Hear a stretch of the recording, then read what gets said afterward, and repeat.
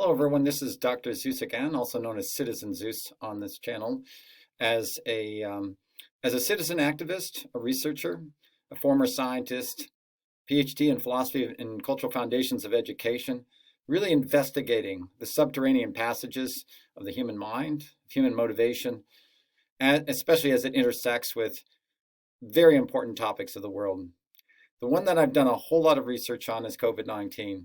I have the scientific background to examine the material, but I also have the background in social sciences to understand the motivations that give rise to so many of the irrational responses to this. And what I'm finding, and probably you are finding the same kind of thing, is that we're having fear on one hand, in which uber liberal or neoliberal people are wearing masks outdoors against science and even liking the idea of being tucked in and isolated. And on the other hand, you have neoconservatives and other people in the name of freedom or doing whatever they want to, deciding not to wear masks, not even considering vaccines. We'll get into that. And not really looking at, and nobody is actually looking at the actual data. Now, here's an interesting story.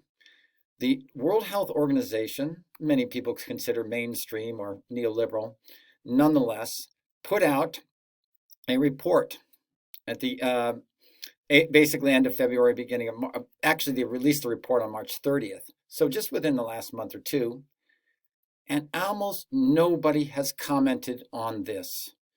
I have done an article going over this in my website, citizenzeus.com, and I encourage you to go there. It's the latest posted one talking about the lab leak hypothesis. And it's no longer really a hypothesis anymore. The growing consensus of anyone who is a serious science says that basically the hypothesis that this COVID-19 virus, the SARS-CoV-2, actually originated from a lab. All kinds of evidence is pointing to that. In fact, almost all the evidence is pointing to that, and none, for the most part, are pointing away from that. The question then becomes, why are we not hearing about it? And there are four basic reasons, and I'm going to go into an in-depth, deep dive into this World Health Organization report. It's 120 pages, but I'm going to boil it down to the most important 10 or 20 of those pages and the most important 10 or 20 of those facts. So you can have armed with you something to take away. And again, this doesn't come from some shadowy edge. It comes straight from the so-called conventional or official people. And it's fascinating because within this report, even though it denies this, the conclusion is the data to support a lab leak hypothesis. It's fascinating reading, and I'm going to get to the most fascinating points about it. There's four basic things that I learned when I read this report. The first is the more deductive angle, and that really has to do with the detective story about what's actually going on. What I'm going to do with you now is plot through all the data tells in this report that show and prove and confirm that this virus was manufactured in a lab and got out. So we're going to go through and look at all the tells. The second part of it is the interesting one. It's linguistic. If you look at the language of the report, you can see what it's avoiding. You can see how they use general phrases to make you think one way without technically lying. We're going to call all those out. So the number two, the linguistic, we got three, the detective. The first is the detective deductive game. The second one is the linguistic one. And the third is the cultural game. What's interesting about this report is it was a collaboration between Western and Eastern teams, Chinese team and a European and American team, to quote unquote investigate the origin of this virus. But guess what? Those two cultures have very different orientations toward covering up. The more Eastern or Asian cultures tend to try to disperse responsibility and not lie outright, but use vague language or misleading language so as to not embarrass anyone and to save face. Now, the Western culture is a little more brazen. It'll lie outright, not a problem for them. For us basic Americans, for the most part, if you say it, with enough vigor and enough strength, it must be true. We've had plenty of examples of that. And if that doesn't work, we go ahead and we rely on experts and we try to shout people down, or we just create a zone of silence around the issue altogether. So what's interesting about this report is you see both of those approaches to mistruth, to lying, conflicting with each other, creating an opportunity to not only read between the lines, but see basic blatant falsehoods and contradictions in the report itself. So that's another interesting point. And the final point is this. The people conducting this research, Peter Daszak in particular, stood to gain from covering it up. He was the one who actually funneled money into this gain-of-function research, talked about in this report, and he had every incentive, along with the Chinese team, to try to cover up an origin which implicated them and this dangerous gain-of-function research, where viruses were actually deliberately, artificially manipulated to create superbugs and super transmissibility and super virulence or deadliness in human beings. Ostensibly, of course, to study possible future viruses, but of course the danger far outweighs any kind of benefit. And this particular one shows that. 3 million people dead, about 600,000 in the United States alone. No, this is just bad research. So let's get to the report, keeping those 4 things in mind. Okay, the last having to do with Upton Sinclair's quote, "It's very hard to get someone to understand something when their salary depends on them not understanding it." And that's definitely the case here. So there's a fiscal angle, there's the detective, deductive angle, there's a linguistic angle, there's the cultural angle, and finally, there's the financial angle. And each one of them is somewhat implicated in this. I'll put myself in the corner, and I'm going to go right to the report. So the main thing that jumps out at you as you, here's the front page. It's a 120-page report. I have only copied some of the pages on this, okay, is that it was literally only about a month-long report, less than a month, 14th of January to the 10th of February. This team went over there, basically got the official stories. We're not allowed to get access any direct data. We're not allowed to interview any of the lab workers. And so it's a bit of a whitewash to begin with. But nonetheless, it provides very compelling data once you get into it. I'm going to go ahead and go on down. A list of abbreviations and acronyms. Again, the Chinese CDC, the Chinese Center for Disease Control and Prevention, right, is right in the report. You've heard of that, as well as the Wuhan Institute of Virology. We're going to show that those 2 places is exactly where this gain-of-function research was done. And again, gain-of-function research is the purposeful not weaponizing in terms of bioweapons, but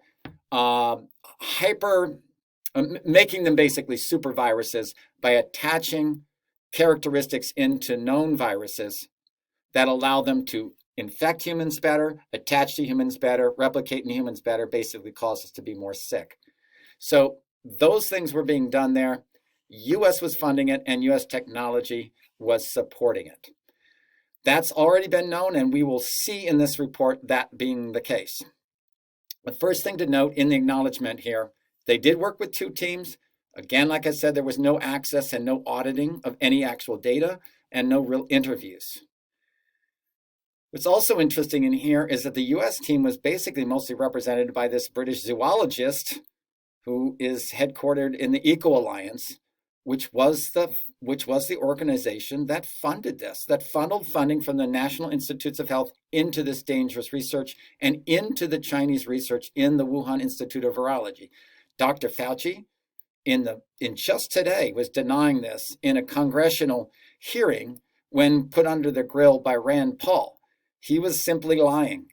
He was at the head of this organization, the National Association of Infectious and Allergic, Diseases or something like that, NIAID, and the NIH has funded this kind of research to the tune of over $7 million total. So he was simply not telling the truth about that. And again, he said he wasn't funding the Wuhan Institute of Virology, but does that mean he wasn't funding the Chinese CDC, which is the partner institution? Again, that sort of linguistic legerdemain there. So as we go on, it's interesting that really the last 3 or 4 pages in this 120-page report, usually the part that nobody gets to, were the most interesting. The part that's interesting here, again, is even in the summary, the first paragraph of the summary, they're assuming that there is a zoonotic source, meaning an animal source to the virus. You have to note, and this report verifies this, that there has not been a single identified animal with the SARS-CoV-2 in it as a source. In fact, it's so ridiculous that we have found that with certain animals like mink, that humans, we as the source, have passed it into those animals. And this is not just a small amount or a small sample here, okay? All right, here we go. So they were trying to examine the possibilities by identifying earlier cases of COVID-19 through surveillance of data in humans, but also surveillance of data in animals, okay? And if we go here, even in the summary, it talked about the Huanan market in Wuhan was one of the, basically it was the major point of origin identified in this report. Guess what is right across the street from this market? The Chinese CDC, where this gain of function research was being done. And Shizheng Li, who worked with Ralph Barrick, a gain of function researcher from the University of North Carolina, Chapel Hill, and Peter Daszak, who was the bagman, the funder, was right there. And given that proximity alone should have already set up a bunch of alarm bells. But notice how the information has been buried. We'll continue to go on here, but this is really, really key. Here we are on only about the 8th page. Let me go down here and see, 8th page. And remember how they were saying it was a natural source and so forth? Well, guess what? Look right here. The presence of SARS-CoV-2, this is right here where I've underlined it, has not been detected through sampling and testing of bats or wildlife across China. More than 80,000 wildlife, livestock, and poultry samples were collected from 31 provinces in China, and no positive result was identified for the SARS-CoV-2 antibody or nucleic acid before or and after the SARS-CoV-2 outbreak in China. Not a single positive sample from a single animal. And yet, they were trying to hypothesize that that was the most likely, okay, source. We'll get to that very, very soon, okay? Here's another bit of evidence right here on this H. It says there is some evidence that some domesticated wildlife, the products of which were sold in the Huanan market, are susceptible to SARS-CoV-2, but none, I repeat, none of the animal products sampled in the market tested positive in this study. So not only did none of the live animals test, but none of the animal products tested positive for this either. Both of those are eliminated if this has any kind of validity as a source of the virus. So why all the news articles about it being born from nature? And if you think it was born in a lab, you're a conspiracy theorist. It's the exact opposite. You look at the data that this conventional World Health Organization put out, and there's not a single bit of evidence that either animal products nor the live animals themselves, either livestock or wild, ever had this virus and ever had it as a source of origin. So what does that leave? That leaves human origin. That's what it leaves. And again, it says preliminary sampling and testing of other markets in Wuhan and upstream suppliers taken during the 2020 did not reveal evidence of SARS-CoV-2 circulating in animals. Again, why not? Because these viruses in gain of function are designed for humans and to attach to humans specifically. Again, bam, right on page 8. None of the news people got a hold of this. None of them saw the revelation of this. I am breaking this to you right now. You're seeing it in front of your face, and there it is, okay? No evidence whatsoever.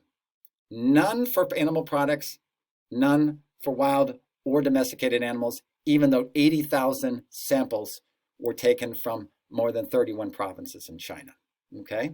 We're going to find out it even gets worse than this, okay? Or better if you're interested in getting at the truth. And again, remember, this is an official report.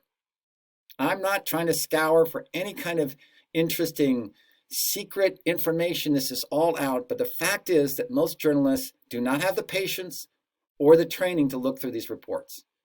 And, well, I do. And not only have the training in science, having worked in the physiological chemistry lab, having a biology undergraduate, but also the training in how linguistics and how social, I guess you would say, norms and cultures try to cover these things up. So you combine those two, and this report is just a goldmine. So the team suggested next phase studies to help trace the origin of it.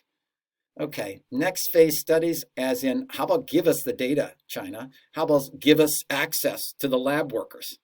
How about let us understand and come after those things? Of course, China is not going to provide them. There were 4 hypotheses for the origin of this virus, and they had it exactly backwards. Here is the 4 hypotheses. The first one, direct zoonotic spillover. Okay, and they said this is possible to likely. Now, remember, they're implying in nature that somehow this virus got going in nature and then crossed over to humans. Now, we've already shown that there's not a single shred of evidence that suggests that confirms that, or even that indicates it lightly. But I tell you what, it is possible to highly likely that there is a zoonotic spillover from a lab animal. They don't exactly say that it's a natural animal. Okay. So again, this is how they use linguistics to get away from it, because they can still say in the back of their head, well, we're talking about a lab animal here, but we're going to make you think it's a natural animal. Okay. And certainly the news people picked up on natural. Nope. This is highly likely if it's a lab animal, and we'll show why. The second one here is introduction through an intermediate host. It's considered, in their mind, the most likely pathway. Now, again, what happened when they explained this, and they said it may have started in a bat, passed to pangolin, and mixed up with that pangolin, and then as a reservoir and grew in that, and then somehow through black market and so forth got into humans. It was exactly the opposite. I have shown in my past videos that what they did was they found that the bat SARS-CoV-2 provided a good background for highly effective transmission, because they were trying to develop a super virus. The pangolin was inserted into that in what's called a receptor binding motif to allow it to attach to humans better in our epithelial lining, our ACE2 receptors. And finally, they took, and they've done this already in gain-of-function research, working with HIV, inactivated HIV. They took an HIV-like section and they put that in there to let it attach up to 1,000 times better and to split into cells. So these 3 things coming together would have never happened in the wild. And how can they happen? As with an intermediate host in the lab uses animals as reservoirs to cultivate and to grow these viruses. So in vitro is where you try to accelerate mutation in a petri dish. That's in vitro, is like a test tube or lab or petri dish. In vivo, V-I-V-O, means where you introduce it into an animal, usually to grow it or to test it. And it's very likely that Wuhan Virology Institute and the Wuhan CDC, which were joined, okay, did both of those. So you're right. It's most likely if the lab hypothesis is one where you've taken it from a bat, you've gone ahead and you've put these 3 elements together that I talked about, and then you cultivate it in laboratory animals to grow it or to test it, then it is quite likely that it went from a bat to pangolin, mix, or, rabbits or whatever they're using in that lab to sort of test it. And then finally got infectious. Because again, it was designed for human infection. So one shouldn't be surprised if a laboratory worker got it. And the final bit, which is very interesting, and they mention here on the second to last page of this report, this laboratory moved on December 2nd, 2019. No one is talking about this. And especially with high security biolabs, you need several months of planning and moving. So it backs it all the way up into October. And December 2nd is right at the epicenter in terms of time when this thing came out. And the Hunan market was at the epicenter of the place. And both of those correspond with a move from the Wuhan Institute of Virology to this other location. Well, there's a location of the Wuhan CDC right next to the market, which, by the way, is no longer on the map at Google. You can't see it. But I have it in my research. You can go ahead and look that up. I have 46 references if you look up my latest article on citizenzeus.com. So you can always look that up, pass that on if you want to get any of these references. So let's go ahead and move on. Well, let's finish that up. The other one had to do with cold or food chain products. They tested some of them on cold chain products, even though there weren't any in the live animal market products. And again, not just because you're testing something on something doesn't mean that that was the source of it. The Chinese government threw that out there to try to blame it mostly on other countries. They said, well, we got this in by a cold chain food product. The fact is, any virologist will tell you that it is extremely unlikely that even if a virus can exist or last, and it can up to some 3 weeks on frozen products, this SARS-CoV-2 virus, very unlikely to be retain its infectivity with the thawing and the freezing process. So that's already kind of eliminated as a pathway, and there is no real evidence at all, indirect or direct, that eating something with the COVID-19 causes you to get it, period. Finally, the last one, it said introduction through a laboratory incident is considered extremely unlikely. And guess what they have at the very end of this? They have nothing that goes against it. They just make one line saying, we find this extremely unlikely, and then they move on. Variation in terms of the linguistic aspects, avoid the subject, save face, let's try to move on, let's bury the evidence. The American and the more Western idea is, let's go ahead, save our scientific establishment the embarrassment, because we worked with them and gave them the technology and the funding to do with it, so they both have an incentive to not get at the real source of this virus. Now, why is it important? It's not important to simply get into this conspiratorial mindset and get into drama around governments or even bioweaponry. I don't think it was bioweaponry, by the way. I think it was studied for bioweaponry purposes, probably both by the US and by China, because there's no way you're not going to have a super virus, related to and connected with military research. But I think its primary purpose and also the way it got out was not from an intentional bioweaponry orientation. It got out through the same kind of carelessness that had plagued the Wuhan Institute of Virology and raised red flags and had the embassy in Beijing and had the State Department and Defense Department in 2018 saying these labs are not safe. They're leaking left and right. They have shoddy protocol and they have poorly trained technicians. And the Beijing lab had 2 mini SARS epidemics earlier. During the SARS outbreaks in the early 2000s, already demonstrated 2 graduate students on separate occasions walked out with this and infected other people. And yet nothing really was done to engage this. So we already have all kinds of history and evidence that already these things have walked out of these labs with people, with graduate students, infected other people. So why wouldn't that be the most likely? Well, it is. In fact, Brett Weinstein, from the Dark Horse podcast, he's an evolutionary biologist, said that he is 90+% positive that this is a laboratory incident. And he did that because he knew of how the virus acts after it gets out. I'm going to tell you in this report, present you with the evidence that shows why, before the epidemic, this evidence points to a lab-created virus. He talks about how it operates in the natural, in the wild, and how these extraordinary evolutions and these mutations could not have occurred in nature. It would have taken decades. And even this lab itself affirms that. But also, it's temperature sensitive. It's sensitive to sunlight. It's sensitive to humidity. It's sensitive to heat. It's sensitive to people who exercise and who are healthy and who are young. All of these are the opposite. And it's sensitive to outdoor air. All of these are the exact opposite of what happens in the laboratory condition. Dry air, artificial light, indoor ventilation, sedentary adult animals.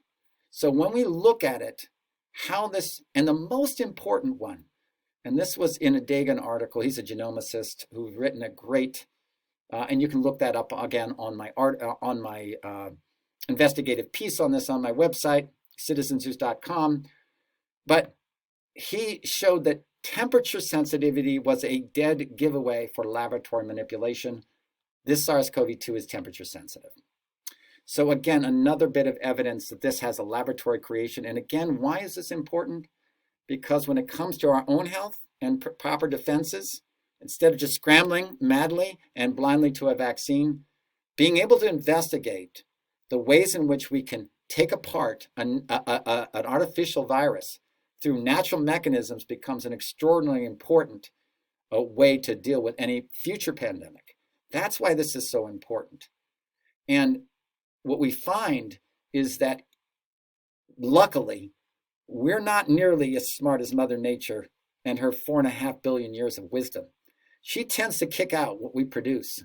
This could have been a much worse virus. It was technologically designed to be massively and majorly and maximally infective and destructive to the human body. And with kids, it had less than 1/100% fatality. Thank heavens for that. Thank heavens for that. Thank heavens for their great immune system, innate immune system. Thank heavens that this virus was not really built for young children, active children, especially outdoors and so forth. Sleep and hydration are another two really important things for this as well. So that's we can be thankful for. So let's look at the lessons here and not deny them so that we arm ourselves for future pandemics, especially those created with this kind of technology, which is accelerating beyond belief. So we go here, and it says, although the row of civets, subsequent epidemiological and epizootic studies have not substantiated the contribution of these animals in transmissions to humans, the possible intermediate host of SARS-CoV-2 remains elusive. They have yet to identify any source animal or any intermediate animal to this day. And this report shows that to be the case, okay? So another interesting thing, the bat coronavirus that was being studied by Zhizheng Li in the Wuhan Institute of Virology is 96.2% the same as the SARS-CoV-2 virus. 96.2%. It is by far the closest. Now, why didn't you hear this in the mainstream media? Because, they said, that's still a big, big difference. Here's the catch. These people, the people experimenting in the Wuhan Institute of Virology also got pangolins. Pangolins are these weird dinosaur-like looking, they look like anteaters, my wife says, covered in fingernails. They have these armored kind of like keratin shells. And the part of the SARS-CoV-2 that attaches to humans is 99% identical to those pangolins. They were given those pangolins infected. The Wuhan Institute of Virology. The Wuhan Institute of Virology had anal swabs from these bats. And they had the technology to combine these two. And they combined them in order to make this hypertransmissible bat coronavirus, but that didn't attach very well, combine it with some pangolin virus that didn't transmit very well, but was very, very good at attaching, to combine those two characteristics. That's called gain-of-function research. They're actually making the virus more of a supervirus, more able to infect humans. And then there was a cherry on the top. Barrick and these others have done work on inactivated HIV. There's an HIV-like insertion in the middle of that pangolin insertion that allows this virus to attach up to 1,000 times more and to also split into cells more easily. So here you have these three, quote, mutations, or in the case of technology, manipulations, all right, genetic engineering, which can be done without a trace. Everybody acknowledges that, and can be done in a relatively short time, that could allow these things to be spliced together and allow what's called serial passage in cellular cultures and in membranes to allow for accelerated evolution. What would take decades out in the wild could take months in this lab. In fact, this SARS-CoV-2 virus was synthetically reproduced by 2 Swiss scientists in less than a month. That should get people to take note, okay? And it says here, they talk about the ACE2 receptors, okay? These three elements allowed it to, normally, This kind of virus is a blood immune nerve virus, and would take bodily fluids to transmit it, right? So sexual intercourse, exchange blood, at least exchange saliva or something like that. But by causing these combinations, now you have a blood immune virus that can be transmitted through aerosols, through breathing, okay? But then establish itself within the blood, immune, and nerve system of the human being and attach itself in these epithelial linings of the cells in these ACE2 receptors. It's even talking about the mechanism right here in the report. Now, why would something in the wild just all of a sudden go from being a blood immune nerve virus that goes through bodily fluids to one that can go through the air? It strains credibility. That just happens naturally. It was deliberately done. It was deliberately done to create a supervirus, and the supervirus had deadly consequences. So we keep going down. Again, this is one of the great devices to get all questions off. Well, we got all these experts together. And they say, oh, trust the experts. And they say, oh, don't do your own research. I've read article after article. Experts were the same ones who said margarine was better than butter. And then we found out about trans fats and hydrogenated oils, and we found out that they were cancer causing, okay? All of a sudden, the experts were wrong. They seemed to be right in the short term because they had non-saturated fats. In the medium to long term, they were wrong. The same thing happened with our obesity epidemic. It was the experts who talked about lowering your fat. And what did they do? They replaced it with high fructose corn syrup. Not only did that create an addictive response to the body, including hormonal changes, in which people continued to try to eat empty calorie food in order to make up for the fact that they weren't actually getting sustenance. And we had an exploding obesity epidemic due in large part to experts that were making these decisions. Now, these experts weren't really experts, were they? They were tied to the food industry. And the food industry uses experts. They've used it even to get scientists to say sugar is good for you and it doesn't cause tooth decay. I've seen studies on that too. Obviously, these were industry funded flacks. But when you see experts, don't be intimidated. Follow the science. And the science will lead you to a truth if it's real science and not compromised and not corrupted. So that's what I'm trying to give you here. We'll continue to go on. Okay, again, only a 28-day period. That's not a time to do an in-depth scientific study of anything, okay? Now look at this, okay? It's not really an investigation. It says, the final report describes the methods and results as presented by the Chinese team's researchers. So they just presented their own side. There's no real investigation at all. The findings are based on information exchanged among the joint team, the extensive work undertaken in China in response to requests from the international team, including reanalysis or additional analysis of collected information, review, or national and local government reports. So no direct access to anything of consequence. All of these people are taking on faith what China is presenting to them. This is not a study.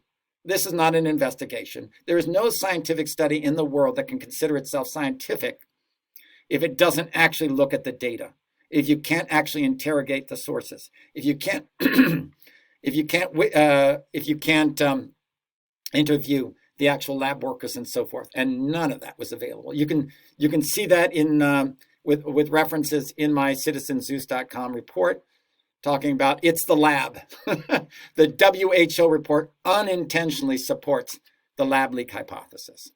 So again, we found that there are animals who have it now, but the infection risk is all from humans to animals, okay? We are the source. So here we are. We can continue going on. This is very important. On page 15, you see it here, they have a map, okay, of where these various inspection sites are. Right here is the Wuhan Institute of Virology. Right next to it was where the World Military Games were being held, the gymnasium and the athletic center there. I will show, and I do show in my article, that the World Military Games is probably where this originated and was spread. If you notice, here's the Hunan market up here, and right next to that was the Wuhan CDC, which is now no longer on the map, okay? But it was back then. Here's another thing. The World Military Games down here, notice this is one of the inspection sites. Right next to it is the World Military Games 58,000 capacity theater or stadium. And in fact, I speculate that the closing ceremonies to the World Military Games, which was in, I think, late October or very early November of 2019, was in fact perhaps a super spreader event. We already know that many of those athletes had COVID-like symptoms, including some of them losing sense of smell and very telltale signs of COVID-19. And in particular, my article talks about one Italian fencer in particular who infected his family and probably got it going there, okay?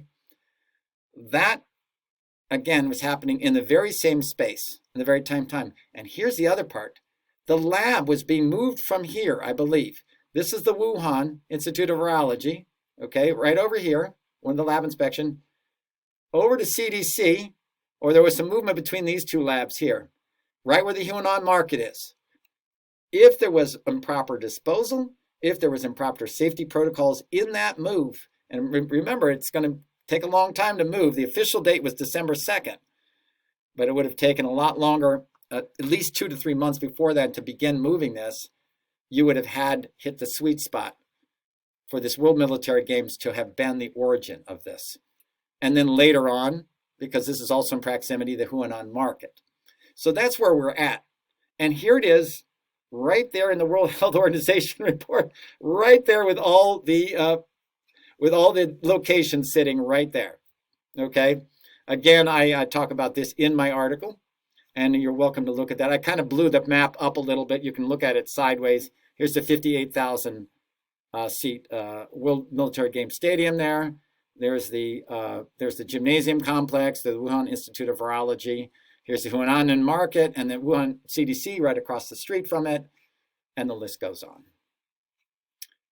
What was interesting, again, here you go. You even see this on Google now. Wuhan Institute of Virology. Here's the Hubei Olympic Sports Center, right? And here's the Wuhan Centers of Disease Prevention up here. Now, they moved this down from where it was before, okay, which was right across this street from the Hunan market. Again, none of this was really much talked about. At least they put those locations in there to affirm what we already know, that there was extreme proximity. The timing was right, and the proximity is right, both to the World Military Games and to the Hunan market, to show that this was a lab leak, and it got out and was spread from there. Okay, let's go to some of the key phrases here. On page, let's see, what page is this? I'll roll down. On page 16, it says under epidemiology, as SARS-CoV-2 infection may, however, be asymptomatic or cause only mild illness in many individuals, it is likely that others were infected at the time of the recognition of the early cases and that transmission could have been occurring in the community before this point. The athletes, in particular, young, healthy athletes, and you see this with pro sports, in the United States, hardly a single one of these athletes is even getting mild symptoms. This virus, this SARS-CoV-2, this artificial virus, does not like active athletic people. In fact, I show in one of my videos called Finally, a comprehensive guide to SARS-CoV-2. You can look it up on my YouTube channel, Citizen Zeus. We find that there's a certain enzyme that's created by activity, by exercise, that really goes against the SARS-CoV-2 infection. And I've noticed this too, if you look around even in my own area, that exercise, people who are really shape and really fit and oftentimes quite young, they just simply don't have the same kind of problem. Very few athletes have even anything more than a positive test, and 10 days later, they're playing again. So if that's the case, these athletes that went ahead and got this virus, this artificial virus, due to some lab leak, due to probably some kind of improper disposal or some improper safety protocols while moving in this area in Wuhan, probably would not have either gotten it Well, when they did get it, they got it when they got home. Like I said, that closing ceremonies could have been a super spreader event. This Italian athlete got it bad. So there are some exceptions here. And there are scores of athletes, and I do reference reports on this in my article, that came down with COVID-like symptoms. Okay, but we're going to get even more interesting than that. This detective game is really interesting because in this report, and I will show you here, this coming up, so this is a bit of a teaser, they found fecal samples and blood samples in the United States, in Brazil, in France, and in Italy that showed that the SARS-CoV-2 virus was already present in those populations in Brazil in late November of 2019, in the other areas by early December. So what we're seeing here, and here's another interesting thing, it's now being speculated that California was exposed to this a lot earlier, and there's a lot of anecdotal as well as epidemiological evidence that we got a form of this SARS-CoV-2 virus here in late December, early January. My wife and I got exposed to something that was at the same time as our friends. We had very mild symptoms, but our friends, including one of our friends who was a little bit more on the obese side, he was afraid to go to sleep because he thought he would die and not wake up. He had it for 6 weeks. We had another person who had the worst, quote, flu that he could imagine. I think my brother also got it. Many people I know, and now California has one of the lowest rates of cases and infections. I think a lot of it is because we were early exposed to it. A great part of our population, there's also a great part of the population that are getting into these vaccines and so forth. So it's very, very plausible. And this is another reason to do the detective work on this. If it turns out that many more people were exposed to this in late December and early January in the United States, that could account for a lot of the slowing at this point after the first initial waves. Many more people may have been exposed to this than we thought, because we don't encourage people to get tested who are, in fact, or at least long-term tested, blood, serum testing, such that you know that they've developed antibodies to that. They have the nasal swabs and things to see if you have it in your system right now. That won't tell if you've been exposed to it in the past. If we did a broad-based sampling of that, which would be, I think, money well spent, I think you're going to find a lot of people, especially in California and the United States in general, have been exposed to this. They just didn't know it. That's true also, by the way, of AIDS. AIDS killed something like 30, 40 million people. That's the number bandied around. But I did research on that. And once it reached equilibrium with the population and the much more high risk or more vulnerable populations were either managed to make it through in hospitalization or died, there are now only about 15,000 people per year dying with HIV, not even from HIV, in the United States in the last statistics. I have said in my other films, my other videos on this, that I believe that same kind of profile will follow with SARS-CoV-2. Now, looks like even mainstream media is agreeing with me. New York Times just had an article out. I'm going to do another video on this that said we'll never reach herd immunity with this, just as we didn't with HIV. But what we will do is have this normalization, just as we did with AIDS and as we do with a lot of viruses, as our bodies learn to deal with it, as vulnerable populations are either taken out or they get through it. Sometimes vaccines become part of that, but it looks like there won't be a once and for all on this. It looks like it is going to continue to be with us. And now mainstream media is beginning to say that. In China, again, we have to suspect any kind of data coming out of China. It's not going to be complete. This is on page 18. Early December, okay, this is when the lab moved, okay? Boom. That's when it goes up, okay? This is the weeks throughout the year. We're talking right around 47, 48. That's when cases begin to take off. Not surprising at all. I did talk about the World Military Games, and they even reference that here. This is on page 29. They talk about this, about the Chinese epidemiological group providing information on international gatherings held in Wuhan. These included the 7th World Military Games held in the 18th to the 27th of October. Okay, so there's the dates.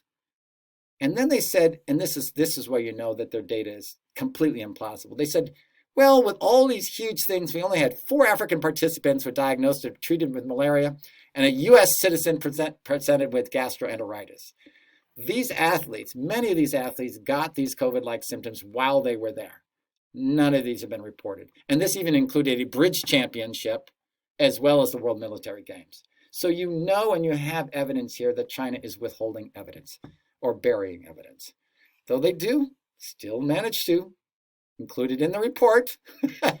But again, the fact that they vastly underreport the symptoms shows me that this is not by any means complete or objective data. And their conclusions that there was no appreciable signals of clusters of fever or severe respiratory disease requiring hospitalizations. Again, look at the linguistic here, requiring hospitalization. If you have healthy athletes, they probably aren't going to require that hospitalization, okay? But nonetheless, they're sick and they're presenting with symptoms. All of that's being ignored, okay? And it said we should do further studies about this on-site clinics in the military games. You're never going to get that data, I guarantee you. So that's page 29. We're going to keep moving through. I don't do every page here. I do have here, again, on this on page 41, where they do specifically highlight the Hunan market as a place of a major outbreak. Again, that was right across the street from the Wuhan CDC. And again, it says again here, these data have not yet been analyzed in depth by the joint team, okay? First of all, you're not going to get the data, right? And you're not going to probably have incentive to analyze it in depth, okay? So again, how big was the Hunan market outbreak? 28% of the cases were associated with that market, right across the street from the Wuhan CDC, where this kind of research was being done, this gain-of-function research. The cases were plotted on a timeline according to the location of their stalls in the market. Most cases were associated with the western side of the market. If I recall, that is the side that is closer to the CDC. I'm not sure if that has a whole lot to do with it. But no clear clustering with one specific part of the market was apparent, as cases were widely distributed, okay? Detailed follow-up of all products on the market is described in the animals in section study. Again, we already saw from the summary that no positive samples came back for those products.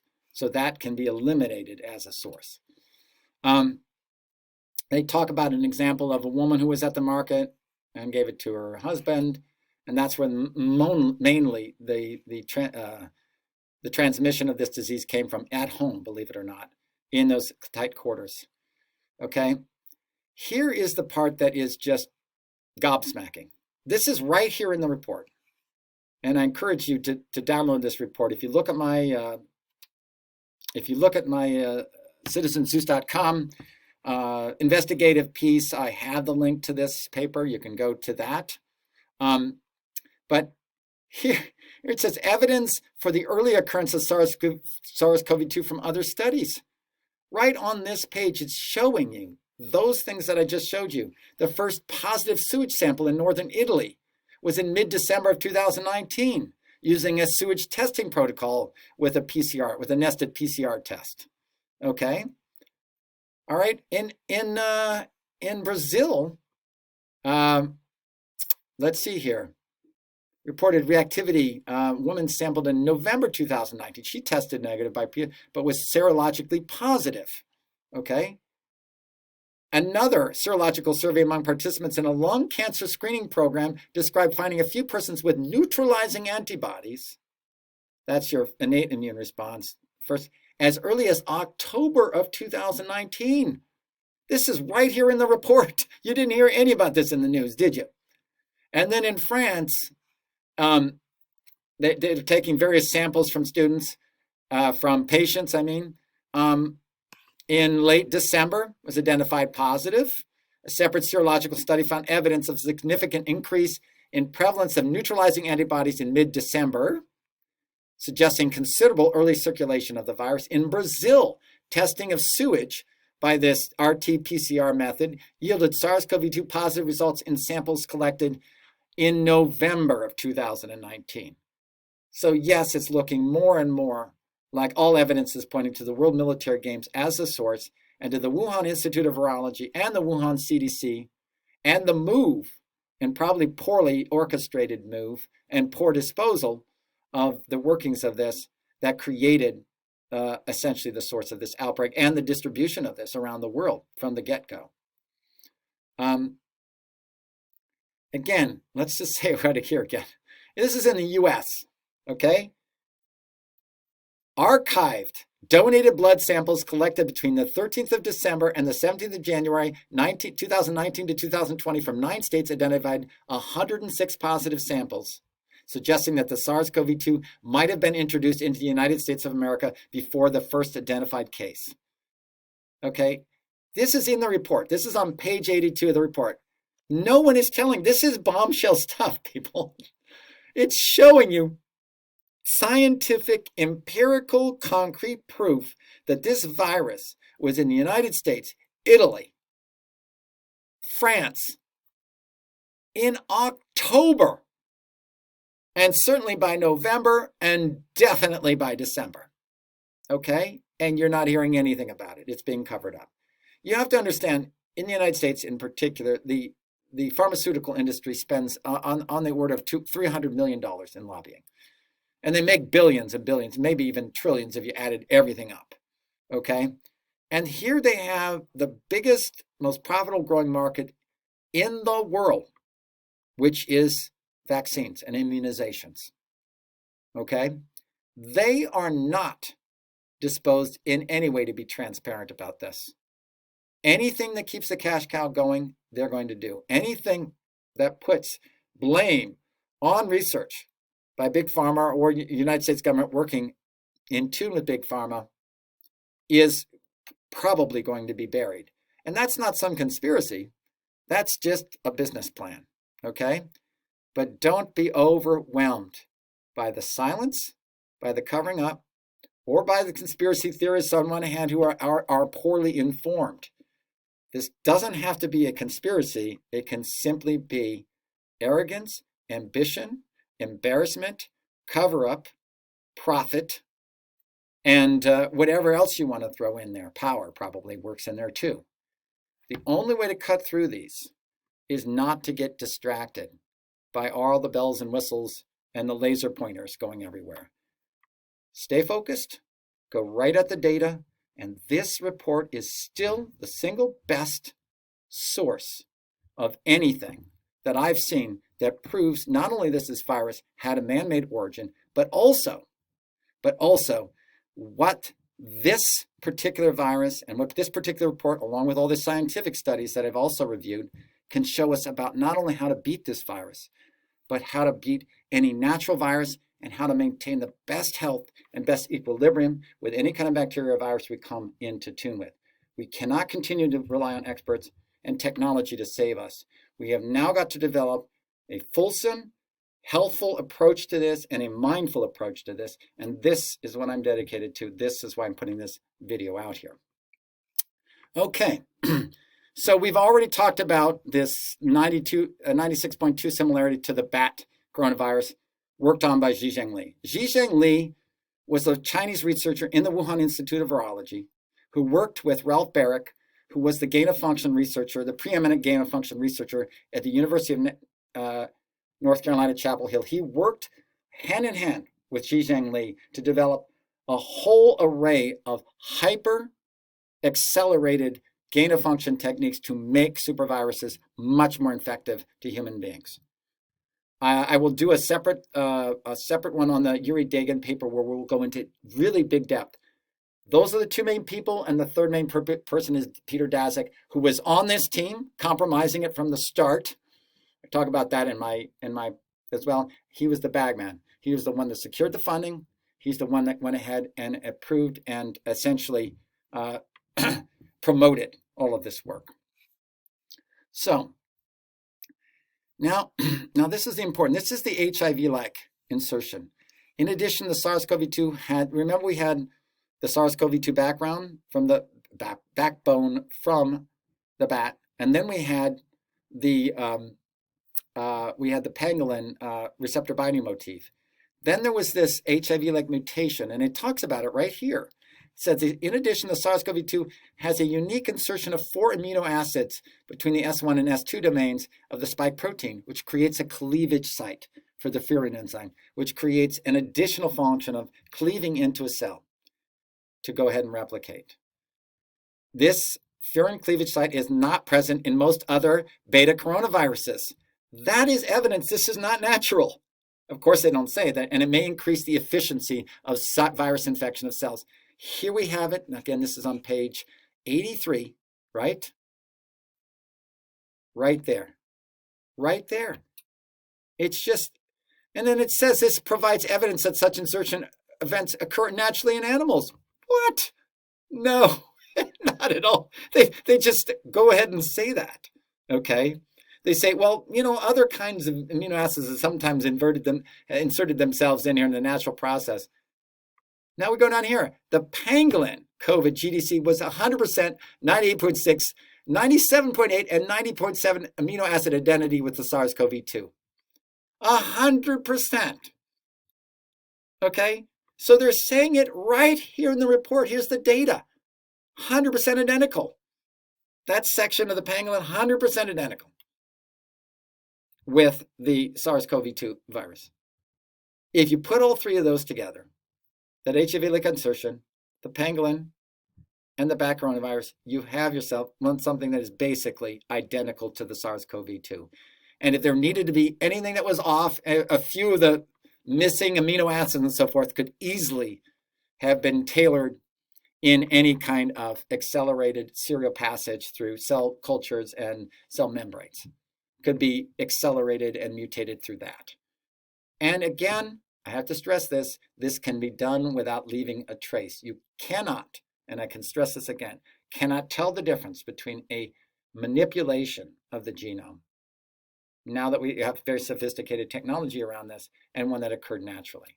We have to look at the evidence, and we have to look about where it might have come from in the wild if it did, or where it could have come from in a lab if it did. There is no evidence it came from the wild with 80,000 plus samples, and no evidence in all these animal products that were sampled in these markets. Zero. Not a single one before or after. Okay? Yet, here we have these labs with all this information that shows it's nearly identical, if not exactly identical. And we have all this evidence of the proximity of the Huanan market, the World Military Games, and the time of the move of this lab, all coinciding with the outbreak. Now, which one do you think is the most likely?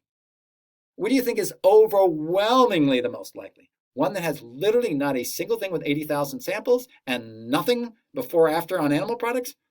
Or one in which athletes are actually getting sick, passing this around with COVID-like symptoms in the exact proximity of these labs at the exact time they're moving these labs? There is no contest. Talk about 100% identical. That is about 100% identical with the facts of the origin of this virus. It's man-made, it's lab-made. There can't be any other viable or credible way to look at this. There just isn't. I have not seen a single credible alternative offered yet.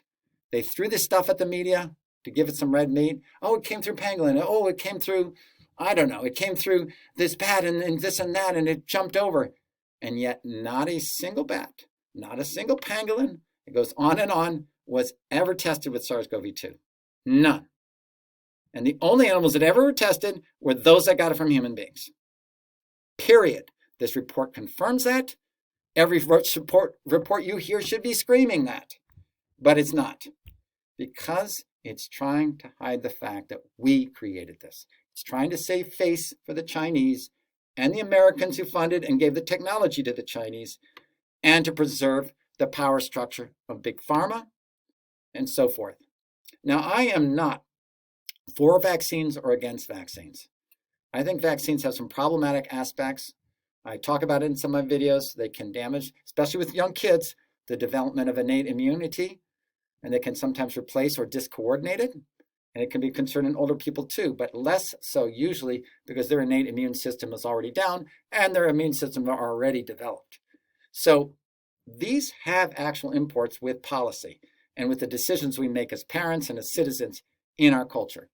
It's not a small thing to know where this virus comes from, what it's made up of, and what are the best avenues to address it naturally, and to use that to assess whether or not a vaccine, especially an artificial vaccine with untried nanotechnology being included in it, that forces your body to produce the toxic aspect of the SARS-CoV-2, which is that spike protein, the one that causes the clotting and causes the problematic organ inflammation and so forth, instead of us finding perhaps a more effective, holistic, and integrative way to deal with this. Again, you can look at some of my videos in the past to get some ideas if you're more interested in how this virus itself can be addressed and the COVID-19 syndrome itself can be understood. Again, I am not going for vaccines or against vaccines. I'm a middle vaxxer. I can see some uses of vaccines in immune therapy, but I think in general they are overused because of the overweening influence of these pharmaceutical companies. But again, I'm not on the conspiracy end or the just going away from it. I am in favor of masks, for instance. We found, and this is from the CDC data that was listed in Harper's Magazine, in the Harper's Index of all places, that with the past flu season, with the wearing of masks and physical distancing, we had a 99% reduction in flu. 99%. 1 out of every 100 people that would have normally gotten this in a normal flu season got it. 99 out of 100 didn't. So there is already empirical evidence in this large experiment we've had in this pandemic that mask wearing, well, flu is different. I mean, flu is not a coronavirus, right? It's not a coronavirus. It's a different kind of virus. But nonetheless, and coronaviruses can go and get past masks. They're not 100% effective. Some have it as low as 5 to 10% effective, but it's still going to help, okay? But at the same time, the science said, for the reasons we just talked about, that if you go outdoors, you don't need masks. Literally, it's 1/20th, 1/19th is likely. I think it's 18.5 or 18.9 is likely to be able to be transmitted outdoors. So instead of being fear-driven, the neoliberals wear masks everywhere, wear them inside. Don't have to wear them outside. That's what the science shows anyway. And the same thing also on the other end, which is, listen, people, we have to engage this. By looking at this report, we're beginning to see not only the way in which our own minds have been covered up and disregarded, but our own bodies and our own, I guess, sharing of information to get best practices is being thwarted. Again, this is on page 83, a very important page. Right here, you show exactly the report admitting the makeup of this virus is identical to an insertion of an HIV-like thing in a pangolin in a bad coronavirus that was actually being worked on and studied by this institute and also by U.S. researchers. So you don't have to look for some kind of shady secret document. This is a publicly released report. No one's bothered to read it. So here we are. Okay. And again, genomic sequencing here, it says, since the emergence of SARS-CoV-2, the virus has been detected in domestic and farmed animals exposed to infected humans. But there is zero evidence, as I've written out here, of the other way around. Cats, ferrets, minks, but only from humans, not from these cats, ferrets, and minks. Okay. This is on page 108. We're getting toward the end here, okay? And here we have it. Okay, there is evidence that some domestic wildlife species sold in the Hunan market are susceptible to SARS-CoV-2, but none, I repeat, none of the animal products sampled in the market tested positive, apart from frozen farmed wildlife products. Cold chain products in the Hunan market were not tested specifically in early 2020.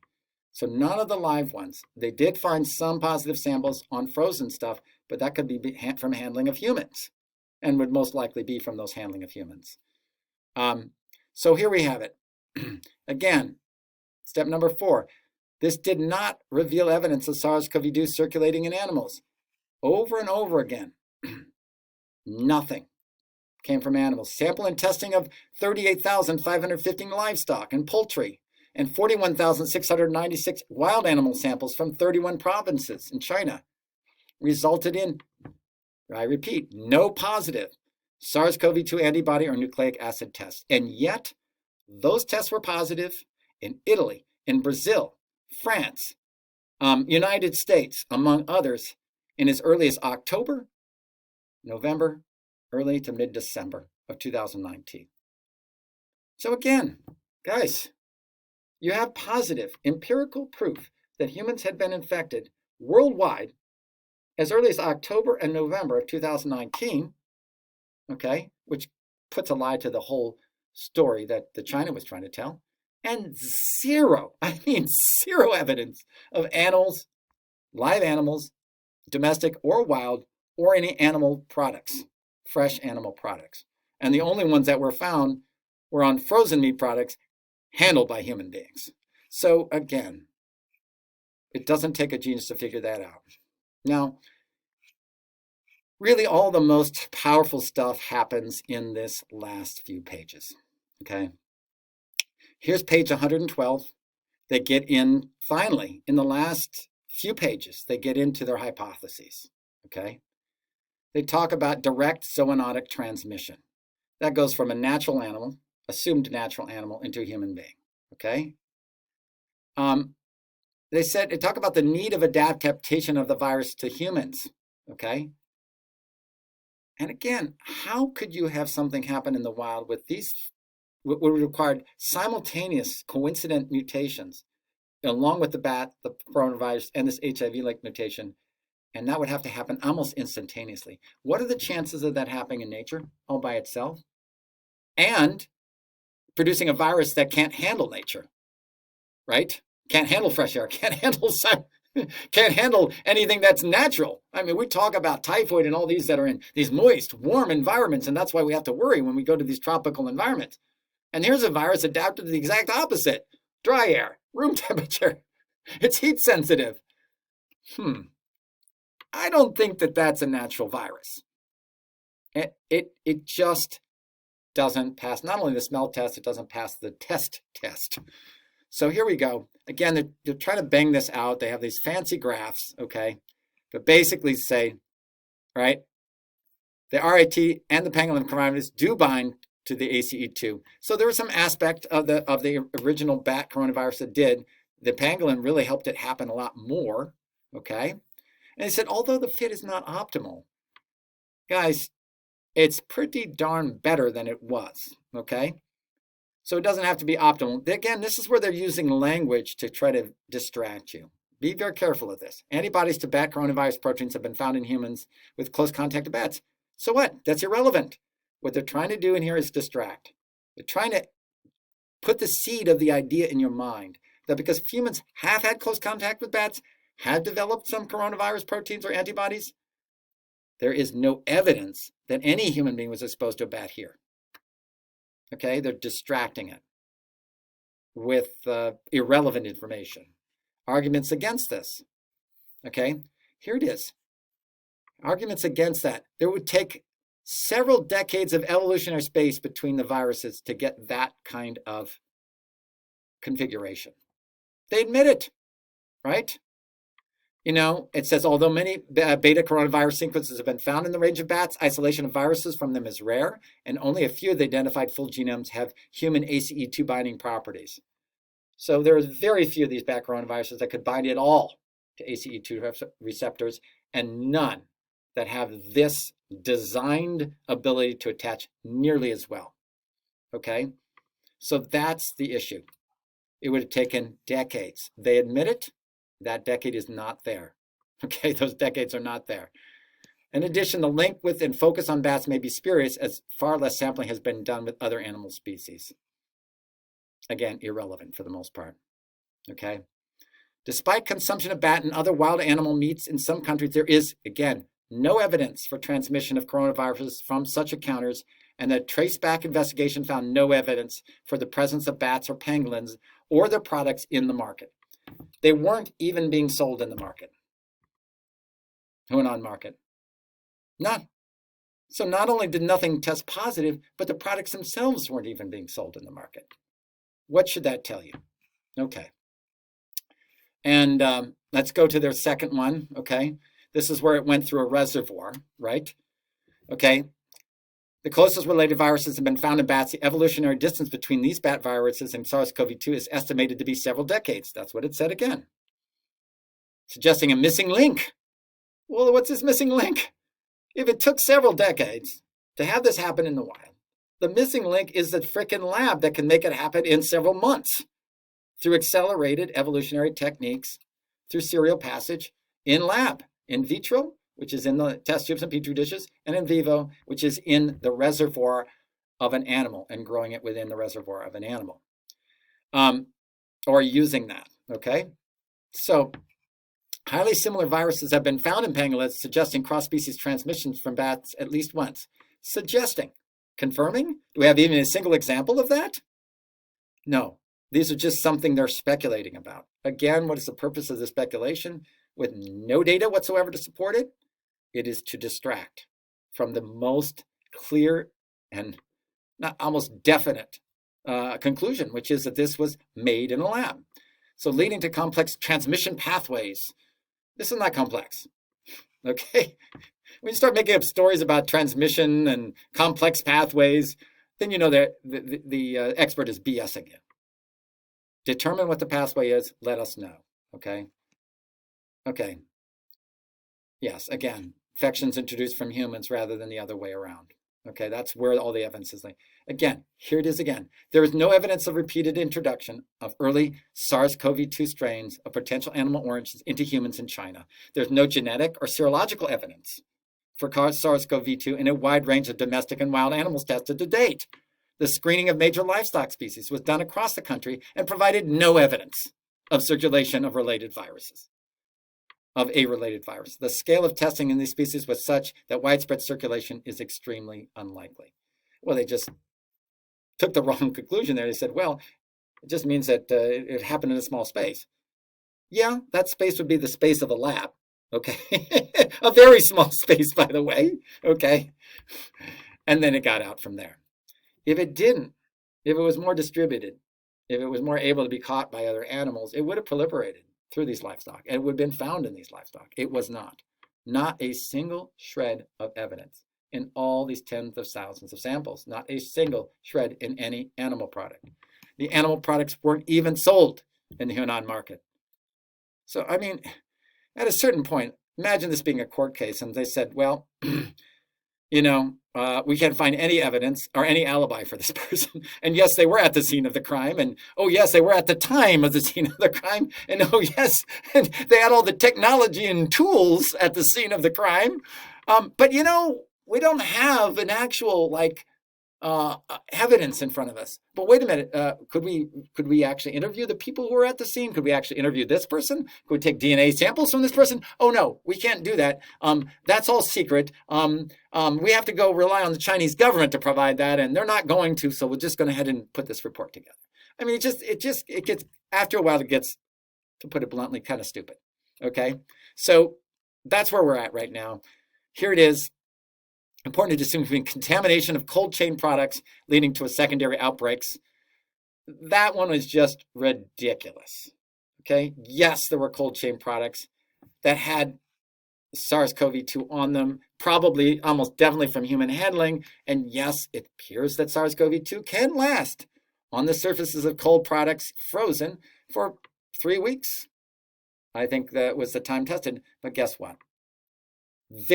There's no evidence that a single person has gotten this disease from a food product of any sort, much less a cold food product. And the reason is very simple, as virologists will tell you.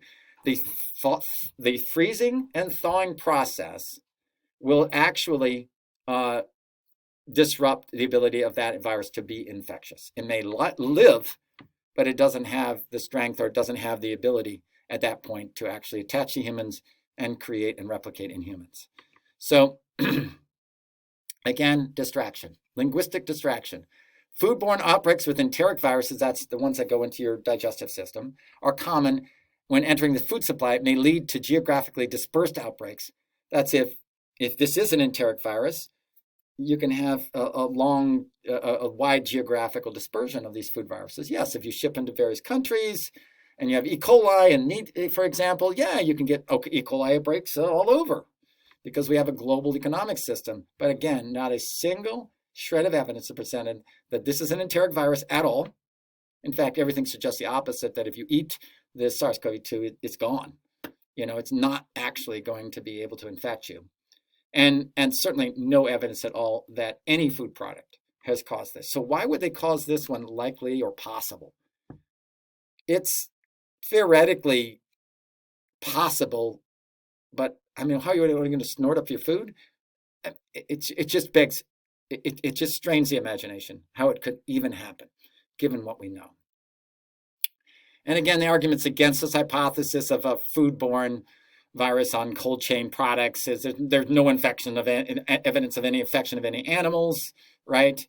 The probability of a food cold chain contamination with the virus from a reservoir is very low. Of course, it's very low, okay? Reservoir being that intermediate species, okay? And finally, the last one, introduction by a laboratory incident. Here we are on page 118. We're going to page 119. This is about a page and a half before the end, and here's where all the good stuff happens, okay? This I will cover in another video explaining the Dagan paper. Dagan did a paper, I think it was in April of 2020, that is still, to this day, the best paper on exactly how this technology works. And I will go ahead and do a full video on that. So I will get that out to you probably in the next week or so. But let's look at this. Look at the explanation of this hypothesis. SARS-CoV-2 is introduced through a laboratory incident reflecting an accidental infection of staph from laboratory activities involving the relevant viruses. Remember, it doesn't have. Look, they're already using language. They say, accidental infection. Now, that's happened already in the Beijing lab twice. SARS was infected. 2 separate graduate students infected other people. This lab itself had horrible safety rating. Poorly trained techniques, shoddy protocol is pointed out by the Beijing embassy, U.S. embassy, and it was also pointed out by the State Department in inspections. So these things were already established. These people were not secure at all, okay? So it doesn't have to be done through accidental infection of staph. It can be done through improper disposal, and it can be done during a move in which the proper safeguards have not been taken care of. And that's probably what did happen. Again, they don't talk about that here. So they can say they didn't lie, all right? And I believe, and a U.S. Defense Department document talked about lab workers from the Wuhan Institute of Virology and the CDC actually having COVID-like symptoms. They already had reports of this intelligence on this, and these people were removed, and they were kept off any official reporting. So if you don't report it, does it happen? And that's where you can really see this. Arguments in favor of the lab incident. Although rare, laboratory accidents do happen. Point number 1, they are not rare. I showed in my paper that they are what's called disturbingly common or disturbingly regular, okay? You can look that up in my article, okay? And different laboratories around the world are working with bat-CoV-2s, but not that one. Only you guys are working with that particular bat coronavirus that is 96.2% similar, okay, or identical with the SARS-CoV-2 virus. So take responsibility. When working in particular with virus cultures and also with animal inoculations, humans could become infected in laboratories with limited biosafety, poor laboratory management practice, or following negligence. The closest known strain, 92.6% to the SARS-CoV-2 virus detected in bat and anal swabs, has been sequenced in the Wuhan Institute of Virology. The Wuhan CDC laboratory moved on the 2nd of December 2019 to a new location near the Huanan market. There it is. In one line, you have literally strike 1, strike 2, strike 3. 1, the most relevant bat virus was worked on by this lab. 2, the laboratory moved right when the outbreak happened. And 3, it moved to a location right across the street from the outbreak. I mean, does it take someone that's an expert to put those pieces together? I mean, I've heard of, detective movies and whodunits, But that one is not difficult. You're playing a game of Clue here. You'd be able to slap down the person in the weapon pretty quick on this one. Let's go. The arguments against are even more ridiculous, okay? Well, let's look at this one, okay? And then here's this throwaway line, but it's not so throwaway. Here, quote, such moves, that is the laboratory move to near the Huanan market, can be disruptive for the operations of any laboratory. Read between the lines on that. They had a disruptive move. Okay, but then you go down to the next paragraph and it said, they also reported, big word there because it doesn't mean it didn't happen, they just reported no storage or laboratory activities on CoV-2s or other pathoviruses preceding the outbreak. And it also says right above it that Wuhan CDC, which moved on 2nd December 2019, reported no disruptions or incidents caused by the move. Doesn't mean they didn't have it. They just didn't report them. Okay? Yes, they had problems. They either infected lab workers. That seems to have happened. Okay? They probably got infected during the move or improper disposal with their poorly trained workers and their lax security protocol. Okay? Very, very simple, very, very direct, very, very clean. But let's go back up here again. Oh, I forgot to point out in one of these, let me see here. Is it down here? Is it? Yes. Yeah.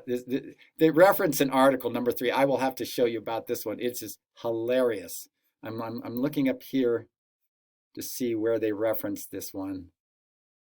I'll just go down. I'll just finish this out and I'll get to it. Okay. Okay, so it's going on here, okay? Regarding accidental culture prior to December 2019, there's no evidence of circulation of SARS-CoV-2 among people globally. Yes, there is. They just put it in their own report. There was in Italy. There was in Brazil. There was in the United States, okay? It just shows you what happens when you're trying to get these reports together. And therefore, the risk of accidental culturing SARS-CoV-2 in the laboratory is extremely low. Of course it's extremely low because you weren't accidentally culturing it. You were doing it on purpose with the explicit gain-of-function purpose of creating a supervirus that can infect humans more. Okay? So there you go. It wasn't accidental. Take that word out. It was purposeful. Okay? And finally, the 3 laboratories in Wuhan working with other COVID diagnostics or COVID isolation and vaccine development all had high-quality biosafety level BASL-3 or 4 facilities that were well managed with a staff health monitoring program with no reporting of COVID-19 compatible respiratory illness. 1, we've already proven that they weren't high quality, right? Their lab protocol were shoddy. They weren't up to the BSL-3 or 4 facilities, which they should have been, high security biolabs. They were not well managed. They had improperly trained technicians with it, and their staff health monitoring program was apparently shoddy. And once these people actually did experience symptoms and it was clear that they had gotten sick, they were not allowed to talk to anyone, and no one was allowed to actually interview them. So it just gets stupid. Okay, it just gets stupid again. Here we are. There's no serological evidence of infection in workers through the SARS-CoV-2 specific serology screening. Again, you could have fired the workers who got it, and now they're no longer workers. So you can make that as a true statement because now they're not workers. Now they said former workers. Well, you have a little bit of difference there. Again, they said no reported disruptions, no reported storage or laboratory activities. Reporting, especially within China, where everything is managed by the state and by secrecy, is a joke word. Okay? Reporting just means you just kept it silent and you covered it up. Okay, that doesn't help. What's interesting is this last reference here. The one that they referenced to say that this didn't happen as a result of a lab was from this article, and if you can see the actual date, and they don't put it in here, by the way. It's March of 2020, literally a year ago. And they did a computer modeling of this virus and its transmission, et cetera, to validate that this was from an animal in nature and not from, say, a lab. This was a computer modeling, not any real world engagement with the real world data. And it happened a year ago, far preceding the actual real data that we have gotten in the real world. This was the fig leaf that they threw up. And it is a horrible fig leaf. It uses computer modeling versus real world results. And two, it was done in March of 2020 of last year. You notice they don't put March of 2020, they just put 2020. Let's just say this is way old news and should never be mentioned. This is also during that early time when all the propaganda was that this had a natural origin, when the propaganda was in the news media. Now that we actually have the report, now that we actually have data, even though it's not great data, we know better. Okay, so what have we learned from this? This has gone on for a while, and it's gone on longer than I thought, but I'm hopefully giving you the in-depth, conclusive, and comprehensive proof that this virus was a SARS-CoV-2 man-made synthetic virus combining a SARS-CoV-2 bat coronavirus obtained by the bat woman Xi Zhengli. That's her celebrity nickname because he takes exotic bat species and studies them for hypertransmissibility, with a pangolin section inserted into there to help it bind better to humans and humans' ACE2 receptors in our lungs and other parts of our body. And then a hyper accelerator, an HIV-like insertion that allowed it to attach better and to split into cells with this furin cleavage. Now, why does this matter? Because if we look at all three of these components, it's not a normal virus. In terms of vaccine development, they've been assuring you that don't worry, we have an inactivated virus, or we just took the spike protein, so you're not going to catch the disease, right? And we went ahead and injected it into humans with nanolipids, so that your body is tricked into producing these things, and then tricked into responding to them with an acquired immune response. Now, if it turns out that this is not a natural virus, and it is that the spike protein itself is the toxic aspect of it, you're not actually helping that much by helping people produce this virus in themselves. You can produce possible complications around autoimmune if your body is producing these foreign viruses, and it is these foreign proteins, and it's actually these spike proteins which are creating the clotting, which are creating the hyperinflammatory response, and which are damaging organs. You're actually introducing the toxin into the body. Now, toxins are different than viruses. Viruses are more natural. They have a life cycle. There is a way, especially the innate immune system, to get to them. Toxins, on the other hand, think poison, or think pesticides, or think something that literally is a substance that's going to poison your body, needs a different response. It needs a detoxifying response. Even something like cilantro can take heavy metals like lead out of your body. It's not going to combat a virus, okay? So this is consequential, because when it comes to addressing this, identifying the part that is the most destructive to the body and creates the mechanisms that are by far the most dangerous and life-threatening, the inflammatory response again, right? The blood clotting response, okay? And so forth, becomes consequential in how we deal with this. The fact that it's artificial also provides an absolutely important, verifiable foundation by which we have effective addresses to this, okay? If we use these natural tactics, if we can use the data and the understanding that this was raised in a lab and adapted to a lab, we can find the countervailing things from nature, the sunshine, the exercise, sleep, hydration, and so forth, health, youth, that can effectively go against this virus without using, again, all these very heavy-handed technological and untested and untried nanotechnologies and so forth to combat this.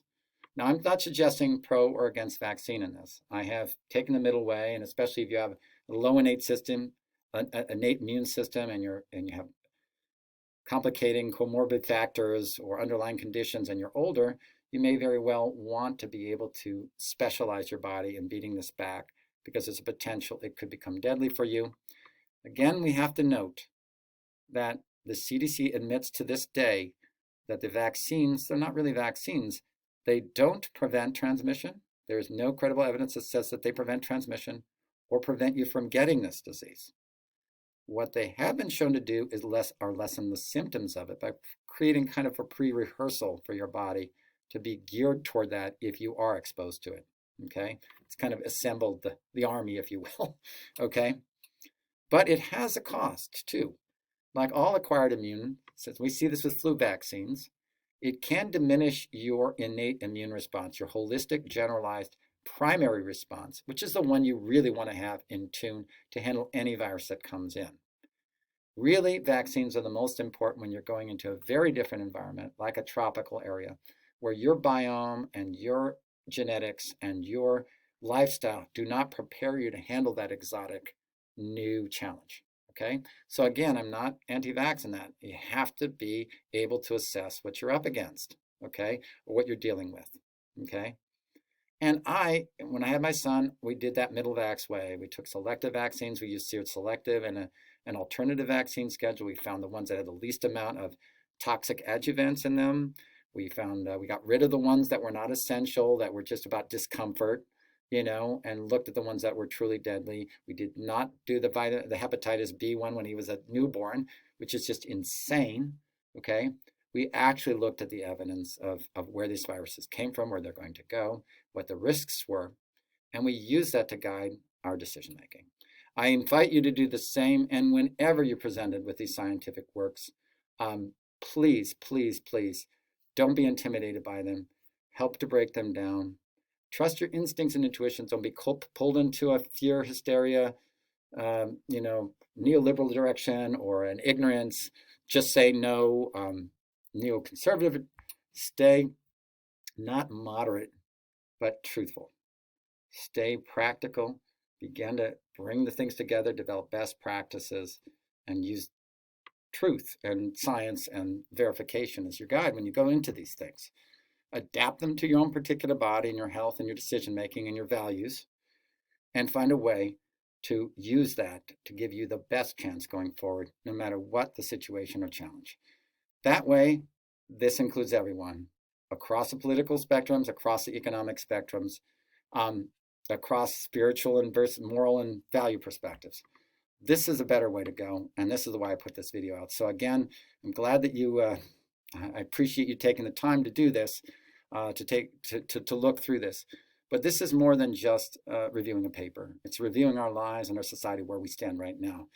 And I hope that it offers a little bit going forward. So again, you can go ahead and donate to me at citizenzeus.com. The YouTube channel, I have a PayPal button on there. If you want to help get this research out there, I also have a donate button on my site, citizenzeus.com, along with the paper that goes at the 46 references that back up all of what I've said in here. And I encourage you, though I think I have comments disabled from that, to comment on my YouTube channel and offer new areas of investigation of the questions that you have. I usually do go through the questions and I take time to respond. So until next time, this is Dr. Zeus signing off, and again, hoping you wellness and truth and love and peace going forward. We'll talk later.